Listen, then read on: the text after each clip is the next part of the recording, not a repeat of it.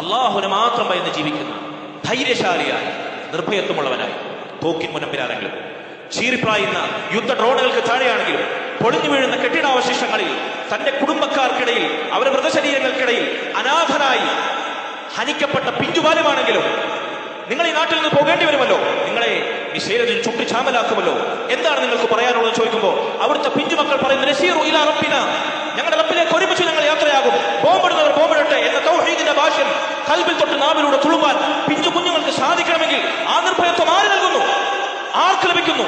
അല്ലാഹ്, ലാ ഇലാഹ ഇല്ലല്ലാഹ് എന്ന തൗഹീദ് കൽബിൽ ഊട്ടിയുറപ്പിച്ചവർക്കെല്ലാം ആ നിർഭയത്വത്തിൽ ജീവിക്കാൻ സാധിക്കില്ല. ഹൃദയത്തിൽ തൊട്ട നിർഭയത്വം ആർക്കാ സാധിക്കും? الذين آمنوا ولم يلبسوا إيمانهم بظلم. ഈമാനുള്ളവർ, തൗഹീദുള്ളവർ, ആ ഈമാനിൽ ശിർക്കിന്റെ കറ കലരാത്തവർ, ഉലൈക ലഹുമുൽ അംൻ, അവർക്കാണ് നിർഭയം, അവരാണ് സന്മാർഗ്ഗം പ്രാപിച്ചവർ.